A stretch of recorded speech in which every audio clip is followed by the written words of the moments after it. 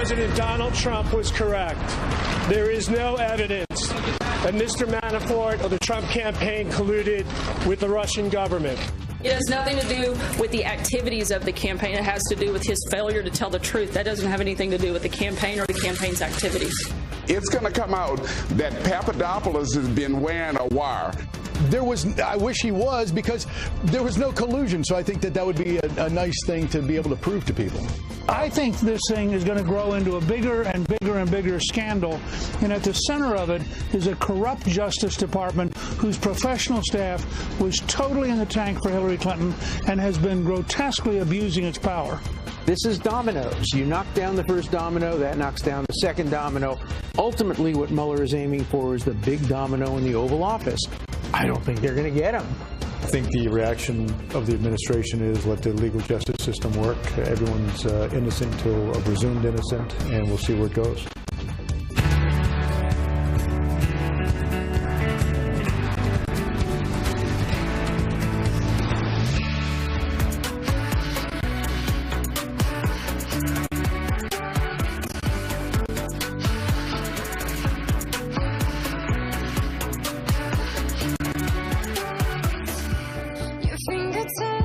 Good morning. A live shot from the streets of New York City on this Halloween. The streets will be filled with all sorts of ghosts and goblins a little bit later today. You're watching Fox and Friends First on this Tuesday morning. Happy Halloween to you. We appreciate you joining us.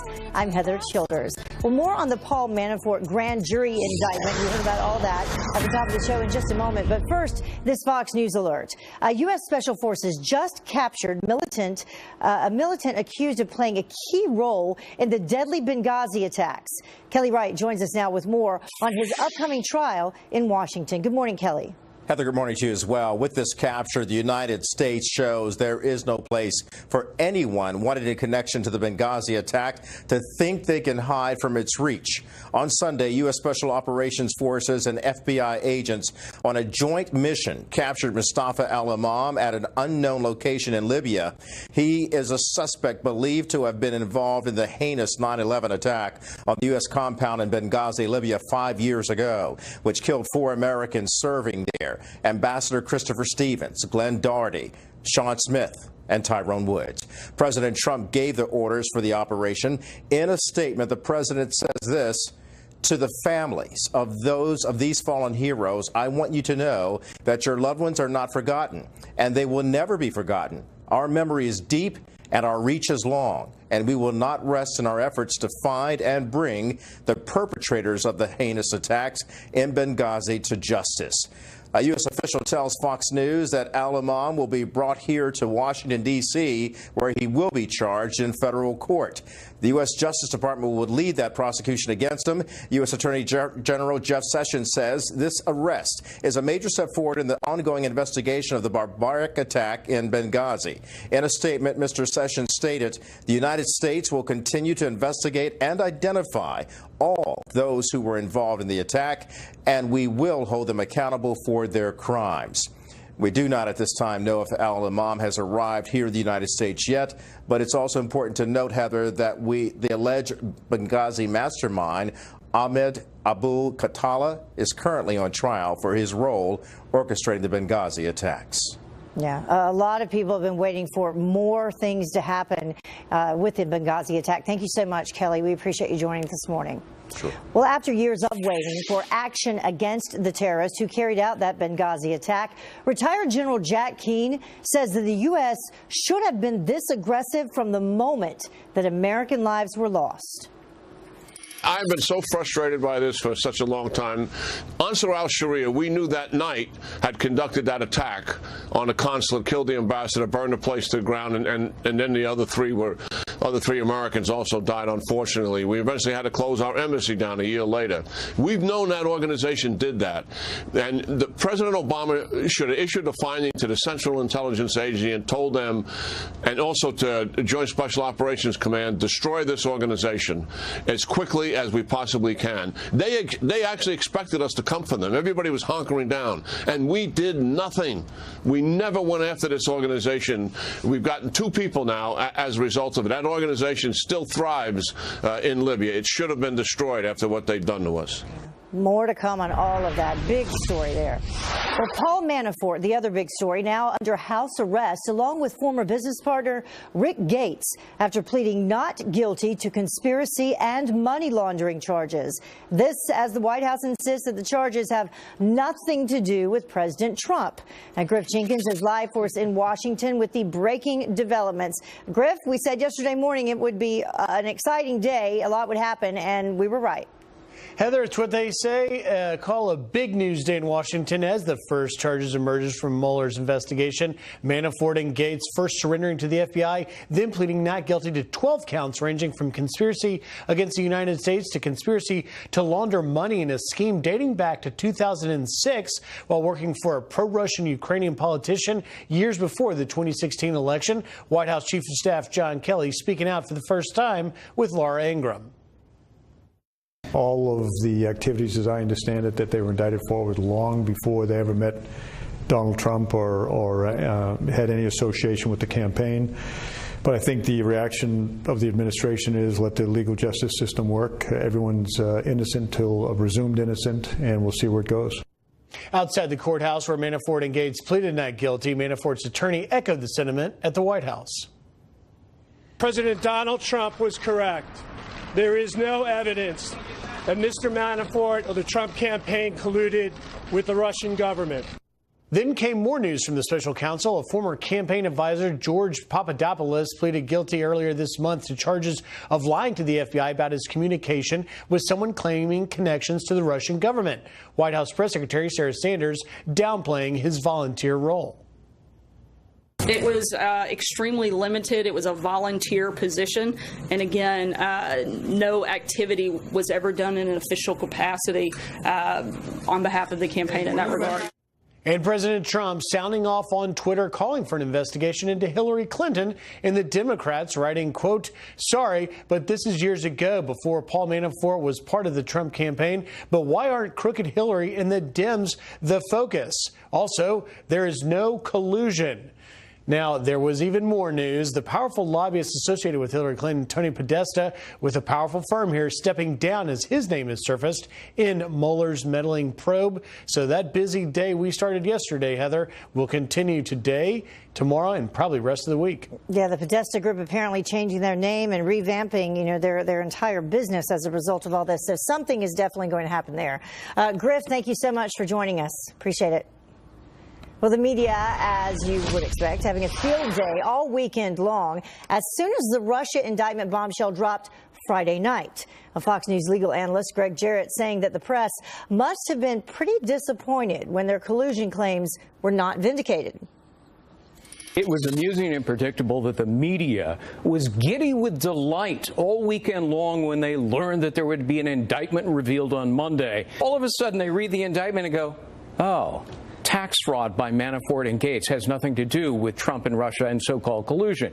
Papadopoulos pleads guilty. They didn't charge him with an underlying crime of collusion because no such crime exists, only in antitrust law. It is not a crime to talk to a Russian. My goodness, presidential candidates for decades have been making overseas trips before the election to burnish their foreign policy credentials, and they talk to foreign nationals, including Russians. It's not a crime.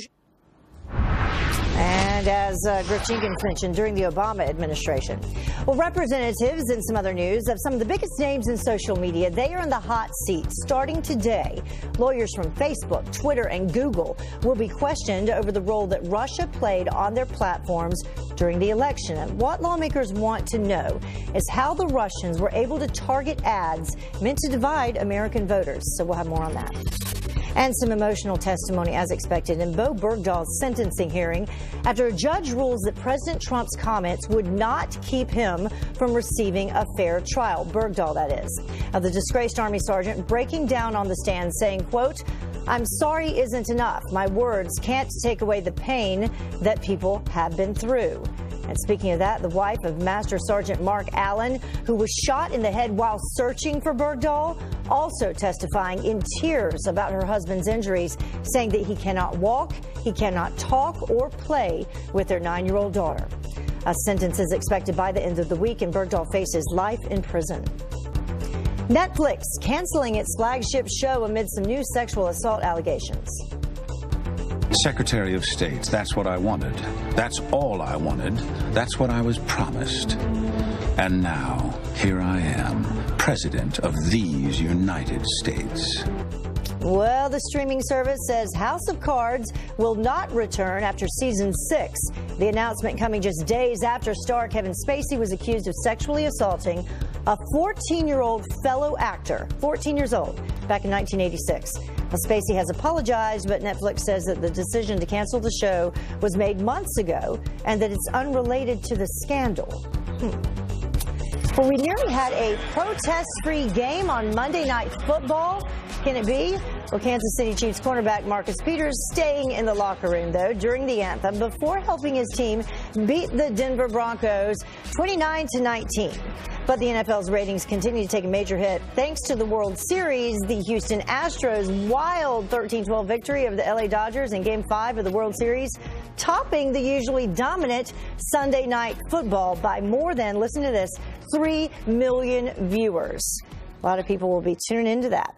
Well, the time now is about 11 minutes after the top of the hour, and New York City is living up to its sanctuary status to defy President Trump. The new plot to keep police and immigration agents from doing their jobs. And what is next for Paul Manafort and Richard Gates? Our next guest is a former prosecutor who says the indictments are big on details but light on actual evidence. So where does this investigation go from here? And first, white kids aren't allowed to be Mona for Halloween, and now the PC police says that dressing up as Elsa is racist too. Where does it stop? But first, we're sharing some of your Halloween pictures, and we begin, with me. Can't really tell. I'm dressed up as a witch right there. That was just a couple years ago. And here's our Griff Jenkins dressed as Patrick Bateman. And here's a picture sent to us from J.A., little firefighter. So cute.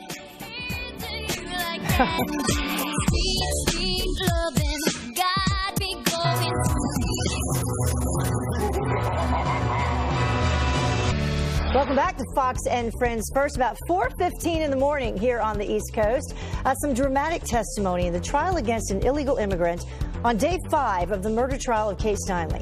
And we now know exactly how she died. A retired officer testifying that the gun was pointed at a crowd of people, but the bullet ricocheted off the ground before striking Steinle in the back. Juan Francisco Lopez Sanchez, the 5-time deported Mexican national, has admitted to firing the fatal shot in San Francisco back in 2015, but he claims that it was an accident. To New York City now, living up to its sanctuary status to defy President Trump. The city council is expected to unanimously approve a bill that would ban the NYPD from partnering with ICE and other federal agencies to enforce immigration laws or track undocumented immigrants altogether. If approved, the law would further defy the Trump administration's threat to withhold federal funding to all sanctuary cities. And now back to this. Some bombshell indictments against Paul Manafort and Robert Gates. Richard Gates, they're the first to come from the special investigation into Russian collusion.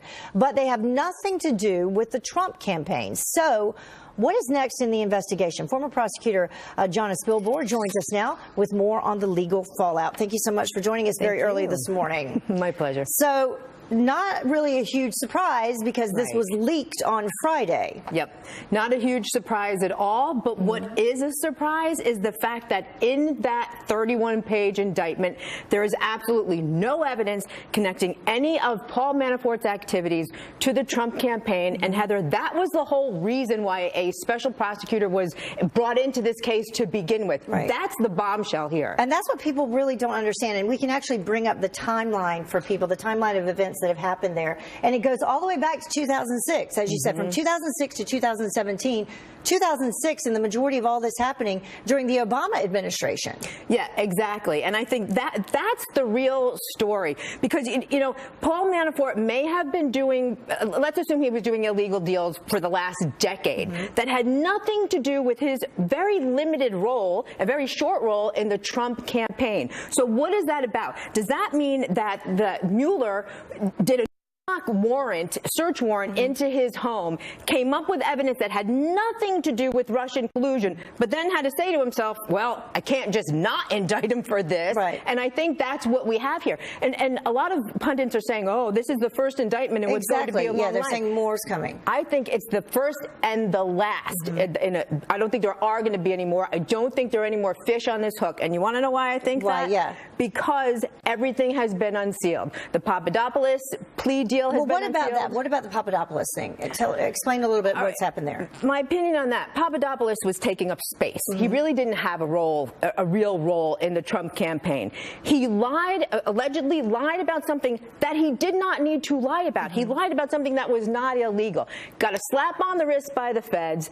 Maybe he offered some information to them that could have been helpful. People are saying some people maybe he was wearing a wire at times. You know, and if he were, then where are the rest of the indictments? Yeah. I don't. If he were wearing a wire, then maybe there was no evidence that they were able to obtain from that. Well, they never took him up on these meetings. There are emails where he's suggesting some meetings could take place between President Trump and, then candidate Trump and Russian officials. So that completely fell flat. Right. There's no underlying charge in his plea deal. And in his plea deal, part of it is you can't talk to anybody that was involved in the campaign. So I think, again, there's no there, and I don't see any other indictments coming down the pike, absent some big surprise. Right. Tony Podesta resigned yesterday from his company. Yes. They're changing the name, all of that. Is that an indication that something might be coming there? You know what? Look, people just don't step down from their companies for no reason. It's not a coincidence that it happened on the same day that these indictments came out, number one. And, number two, his company is named, albeit anonymously, in the indictment. So we know that there's going to be some sort of connection there. And the fact, listen, the one smart thing that he did, it's the equivalent of leaving a party without saying goodbye to the host. Let me leave now while all the media is on Paul Manafort and nothing else. And that's what he did. But there is where there might be some more there. All right. Well, we will bring you back if that were to occur. At 4 a.m. I am going to be here. All right. We got lots of energy for this hour. Thank you so much, Johnny. We appreciate it, as always. Well, the time now is about 20 minutes after the top of the hour. And jihadis who left their country to go fight on the battlefield of Syria are returning home to taxpayer-funded housing. The new plan to bribe terrorists to keep them from carrying out attacks.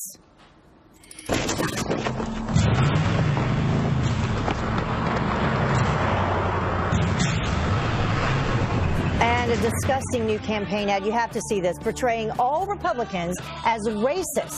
Have Democrats finally crossed the line? Carly Shimkus is here with your comment.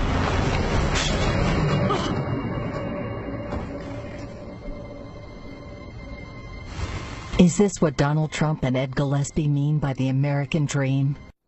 Just gets worse from there. A Democratic campaign ad equates President Trump and the Republican Party with racist in a startling new ad depicting white supremacists chasing children through the streets. Carly Shimkus from Fox News Headlines 24/7, Sirius XM 115 is here with what many are calling a new low from the left. And Carly, this really is shocking if you take a look at this full ad. It certainly is. And the Virginia gubernatorial race between Democrat Ralph Northam and Republican Ed Gillespie just got even more dramatic. A Democratic group called Latino Victory Fund is responsible for that ad that shows a car with an Ed Gillespie bumper sticker on it chasing around or trying to mow down minority children. Now, the group responsible for that ad promoted it on Twitter, writing, Ed Gillespie and Donald Trump promise the American dream, but can only deliver an American nightmare. No more. Vote Ralph Northam. But is this type of fear-mongering below the belt? Many on social media, Heather, seem to think it is. John says, disgusting. Democrats, just when you think they have hit rock bottom, they find a lower level. Melissa says it's stunning how low campaigns can go, how racist and vicious. If I were in Virginia, I'd vote for the candidate who condemns that ad. And Karen says, now we know just how low the Dems can go, poisoning the minds with these ridiculous ads.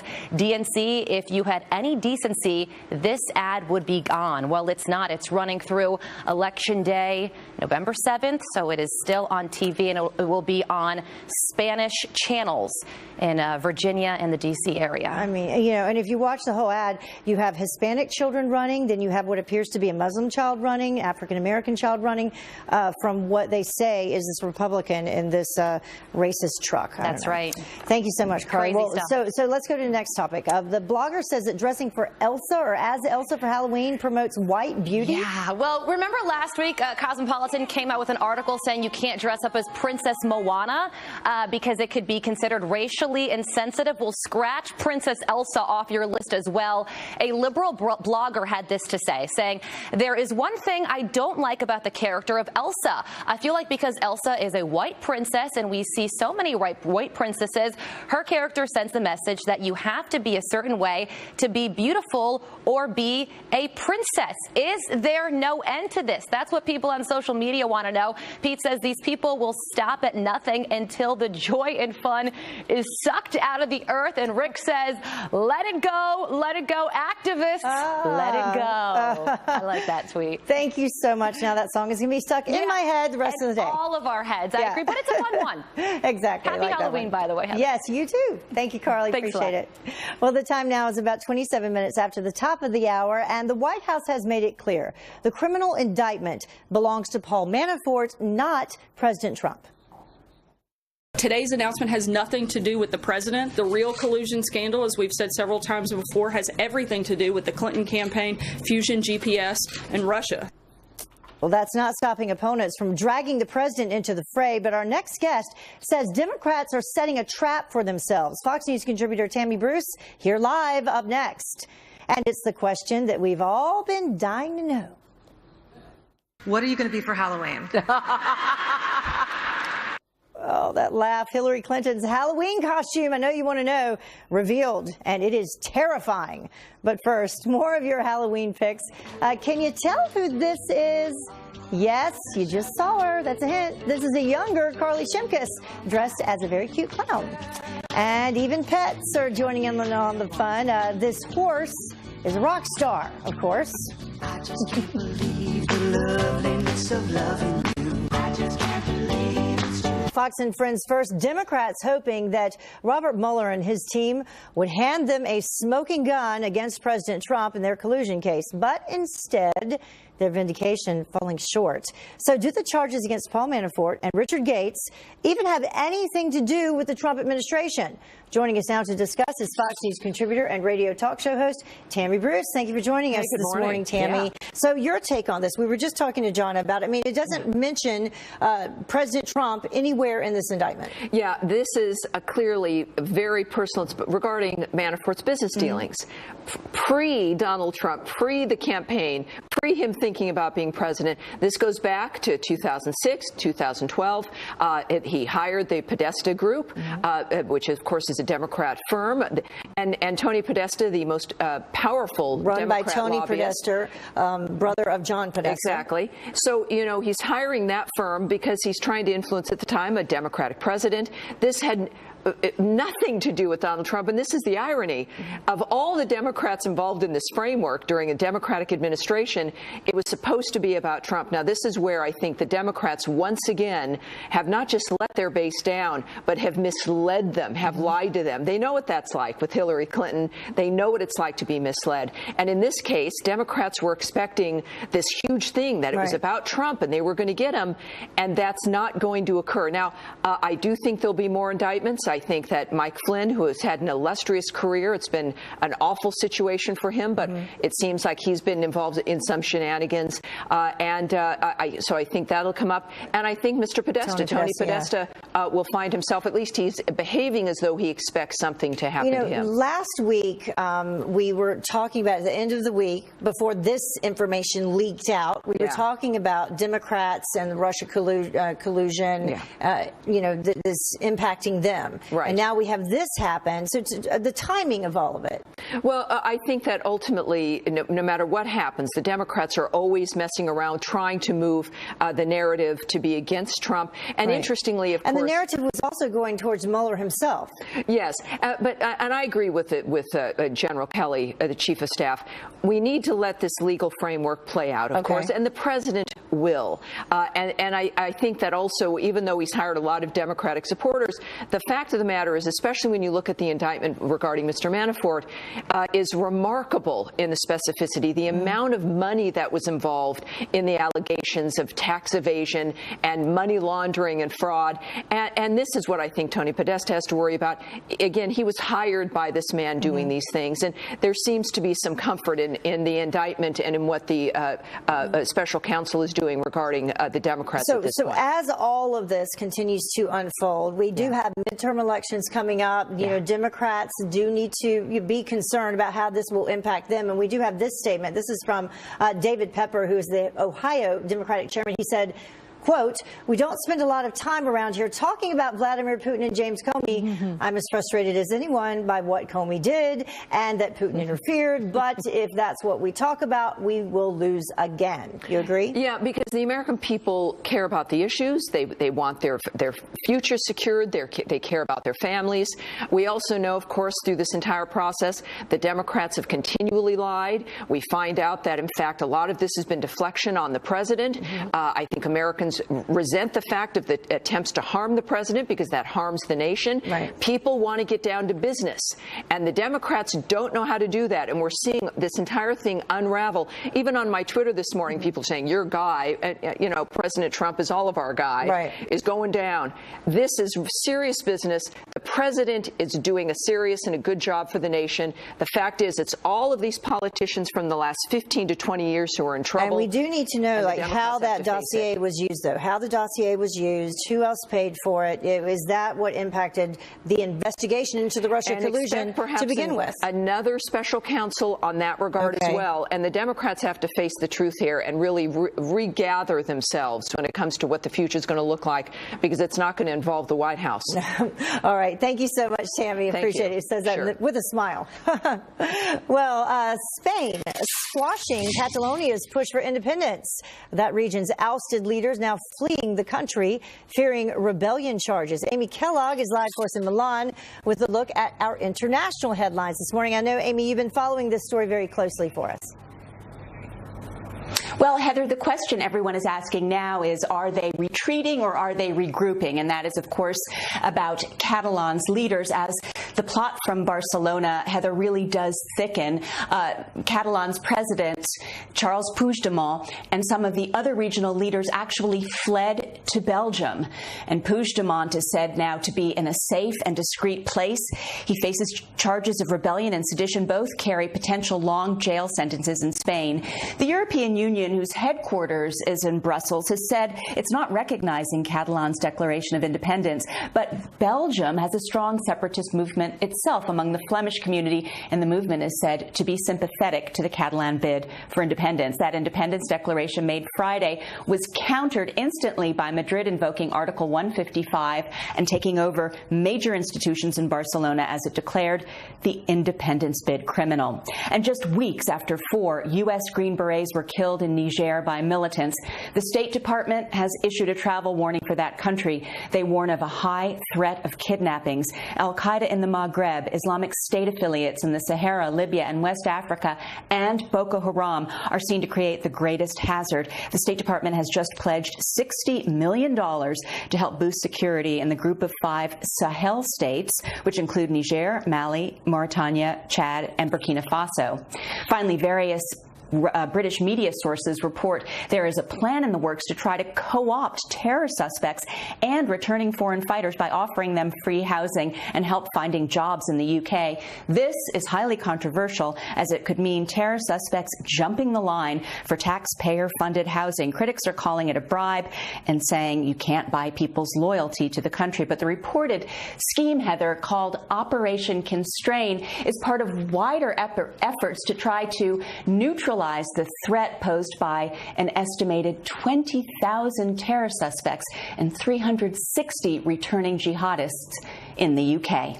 Heather. And we have seen what has happened as a result of that. There's an interesting interview with a former ISIS member online, and I'll retweet that for people at home. You should see it. Thank you so much, Amy Kellogg, live for us. Appreciate it. Well, back at home, as the government evaluates the 8 completed prototypes for President Trump's border wall, White House Chief of Staff General John Kelly told our Laura Ingram that we need to double down on the president's efforts to defend our border. We have a more dangerous border today between drugs and illegal immigration of all types than we did in 2006, yet there was an overwhelming support, both sides of the aisle, both sides of the Hill, to include Senator Schumer, Senator Hillary Clinton, Senator Barack Obama to vote for the Fence Act. About 600 miles of fencing was built. It's effective, but not as effective as it could be. We're repairing that fencing right now, improving that fencing, and looking for additional funds to build a physical barrier. The vetting process to date, although it's lengthy, 2 years, the vast majority of it is a 2-year wait to come into the country. Well, Kelly went on to say if we cannot verify refugees, he doesn't think that we should, quote, let them into the country. The defense rests in the corruption trial of Senator Bob Menendez, the judge denying a mistrial for the New Jersey Democrat, saying that his attorney's argument was, quote, silly. And Menendez is accused of pressing high-level Obama administration officials to help a friend resolve business disputes in exchange for bribes. Now, the case could go to a jury this week. And she couldn't get elected president, but maybe, for at least today, Hillary Clinton can dress up like one. What are you going to be for Halloween? I think I will maybe come as the president. I think that's a great idea. What do you think? Well, the former Democratic nominee making those comments in Chicago and then, of course, drawing quick reaction on social media. One person tweeting, sounds like she's not trick-or-treating in Wisconsin. And conservative commentator Ben Shapiro saying, I can't believe she's going to dress up as Trump. Dun-dun-dun. Well, the time now is about 20 minutes until the top of the hour. And Donald Trump wants to raise your taxes. That's the headline. That is in the New York Times, their version of the truth on tax reform. But the Trump administration already squashing those claims. He will fight tooth and nail to get what he believes is right for the American people relative to a tax cut and to stimulate our economy. What is really going on? Our financial expert separates the fact from the fiction. Up next.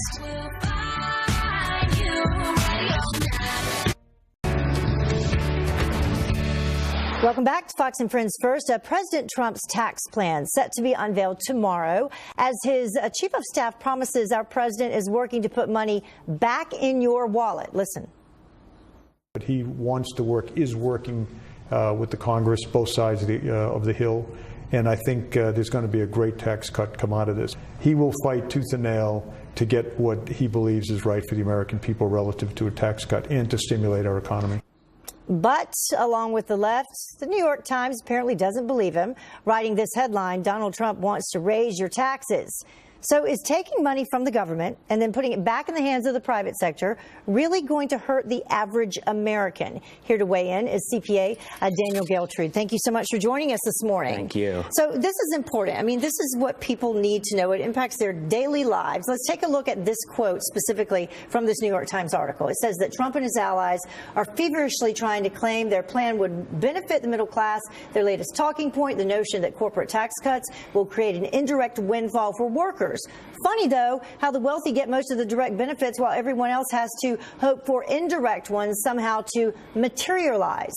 True or false? I think it's false. Okay. And the reason I say that is it's the automatic fallback if we're talking about tax reform to say the rich are going to benefit, they're not paying their fair tax. However, the Office of Management and Budget just came out with a report last week that the top 20% of wage earners are paying 95% of the federal income tax right now. I think that's more than their fair share. You only have 5% of the tax base being paid by 80%, and half of them don't pay any income tax. So if they pay less, how does that trickle down and impact and benefit everyone? If the rich are paying less, Right. if that's the position that's going to be taken, although we don't know that because the plan hasn't been finalized. Right. But everybody already has an opinion. Absolutely. Yeah. And we'll know on Wednesday when Yeah. the plan actually comes out. The automatic thought process here is those high wage earners are the employers. The more that they have in terms of their disposable income and money available, they're going to be able to employ more people and put more people to work in order to expand their businesses. Right. So create jobs, put more money in people's pockets. Absolutely. How is it that we hear such drastic difference in opinions as to, you know, whether or not that actually helps people? It really comes down to this. Most people don't understand the tax code, and the tax code is notorious for picking winners and losers. That doesn't have to be the case.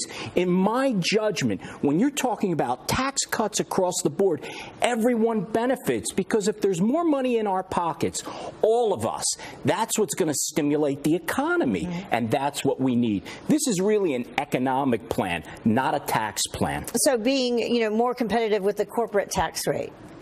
Corporate tax rate, really important. Right now we're at 35%, one of the highest in the world. How could we possibly be competitive on the world stage? Taking it down to 20%, which is what the proposal is right now, is going to allow corporations to get jobs back to the American people. It's a natural process. And simplifying the tax code, as you were just talking about. That has to happen, Yeah. because, quite frankly, it's too old and it needs repair. All right. Thank you so much for joining us. We'll bring you back when we get the actual details of it, though, on Wednesday. Great. Okay? Thank you, All right. Heather. Thank you. Well, the time now is about 10 minutes, almost till the top of the hour, and some brand new proof that the Affordable Care Act is anything but affordable. Could this be the nail in the coffin for Obamacare? And Twitter finally fighting back against fake news. How the social media site is cleaning up its act, at least they say they are, before getting back some shocking new information ahead of a congressional hearing on Russian meddling in the 2016 election. Well, Twitter is suspending more than 2,700 accounts that they claim are linked to Russia's Internet Research Agency. And that's more than roughly 200 accounts initially disclosed. Lawmakers are expected to tell Congress that those accounts issued a total of 1.4 million tweets.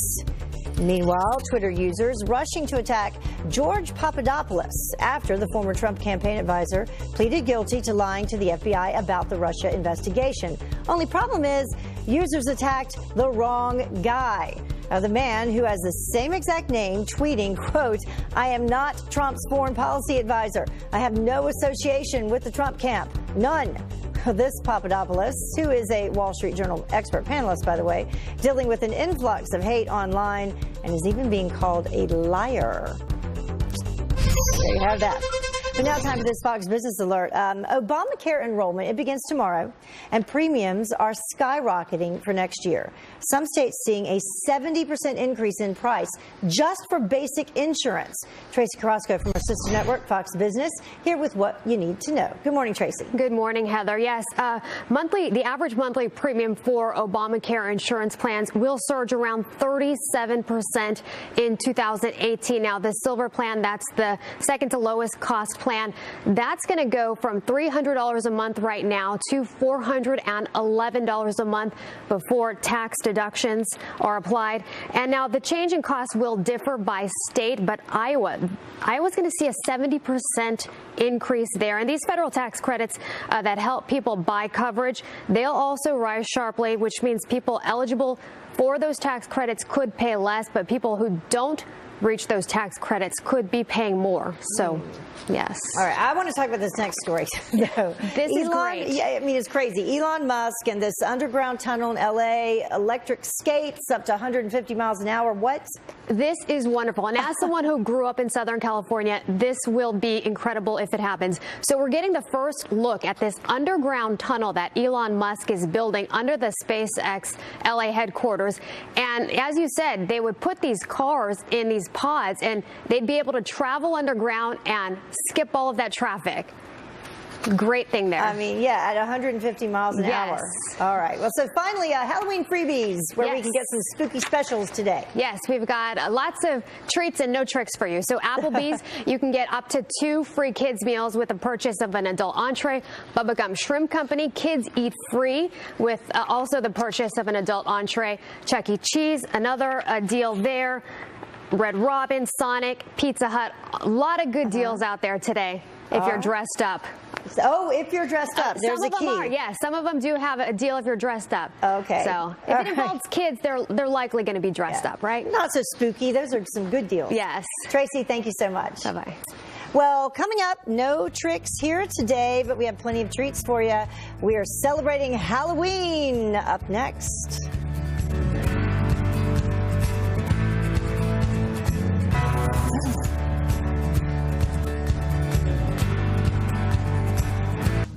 Need new floors?